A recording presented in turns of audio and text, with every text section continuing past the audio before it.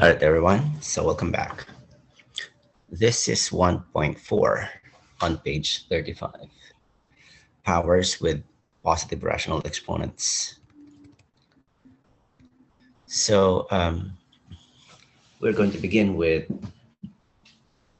a review of exponent laws, as you can see with the questions. So let's begin.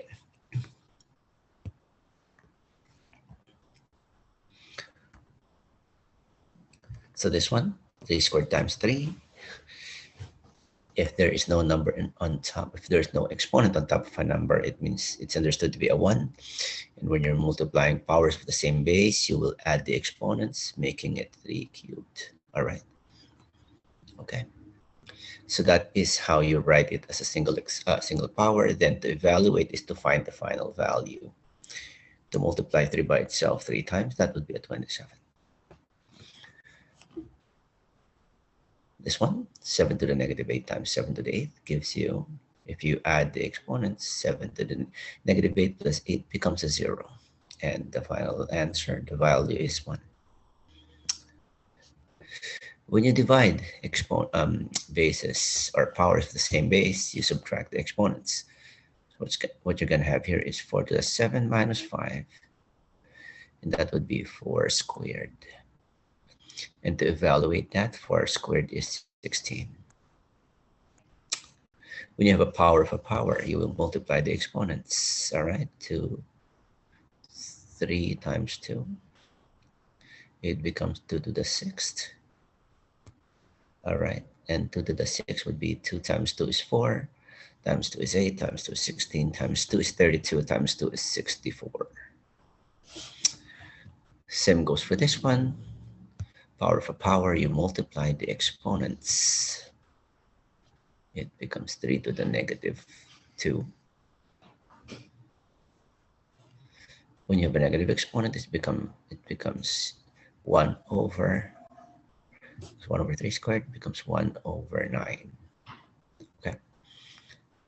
And this would be an expression wherein the exponent is applied to the top and bottom of the fraction. And it can be done 2 ways. You can either multiply 4 by itself, 4 by itself 3 times, all right? Which means this is 125 over 64. Or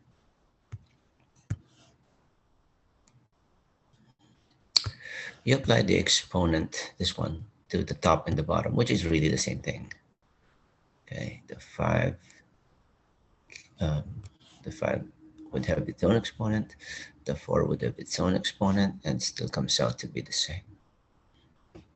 All right, and that is your that is how we get started with this section. Okay, let's take a look at what we have for this one. So again, let's take a review of the different exponent laws because these are what we're going to be using. So product of powers. Okay, so this one, just like what we saw earlier. When you multiply powers of the same base, you add the exponents. For example, 2 to the 4th times 2 cubed equals 2 to the 4th plus 3 equals 2 to the 7. So to find the quotient, that would be to divide, and that is just the inverse of multiplication. So that means to subtract the exponents. Let's use the same example set of numbers, 2 to the 4th. This time divided by 2 cubed. That becomes 2 to the 4th minus 3 equals 2 to the 1, or just 2, okay? Power of a power, we saw that earlier. You multiply the exponents, 2 to the 4th.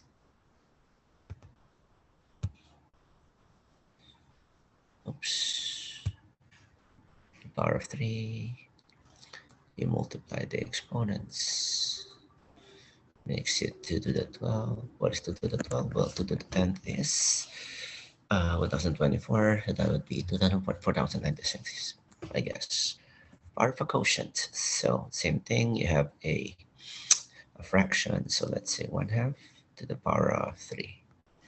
All right. According to this one, you give the top and the bottom the exponent of 3. Or just like what I showed you earlier, what you can do is multiply the fraction by itself 3 times. A power of the 0 exponent, anything that has a 0 as an exponent is a 1. Provided, I'm talking about the base, right? So for example, 4 to the 0 equals 1. Take note though that this one, because the base is -4, so going to have a value of 1. But, all right, but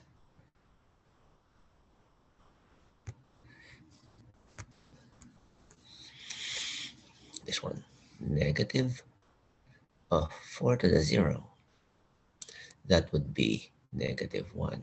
Now, if you're thinking, why is that? Because the base of 0 is 4, not a -4. See the difference between this and this. In here, the base is -4, so when you give a base of 0, an exponent of 0, it automatically becomes a 1. However, here, the base is a 4, and giving it a 0 as an exponent, it becomes 1, all right? And then you make it a negative because of this, okay? So just be careful about that. And when you have a power with a negative exponent, what happens? It becomes 1 over, okay? So for example, 3 to the negative, I don't know, 2. That would become 1 over 3 squared, which should become 1 over 9, all right? Okay, and that is a quick review of the exponent rules. Now these laws, these rules can be extended to powers with rational exponents. So this time you have this one, okay? The exponents would now be a fraction, okay? So what this is saying is this. If you look at this one, so let's say you have an A. Let's say my A is, I don't know, 5. All right. So 5 to the 1 over, I don't know, let's come up with a nice number. Okay. 100. Okay, there's your A. And then you have an exponent which is 1 over n. That would be, let's say my n is 2. That means if I rewrite this, okay, which is this format, I will turn it into a square root, or I will turn it into a radical, where in the A, this number is inside. And then that denominator of the exponent becomes your index number here. All right, of course you don't write that too. What this doesn't say here is what you do with the numerator 1, okay? That one actually becomes the exponent of your radicand, although of course you don't write it. That's why the value of this is 10, okay? So I'll stop there for now. Take a break and take a look at the next videos in a bit. All right, I'll see you in a while. Thanks, bye.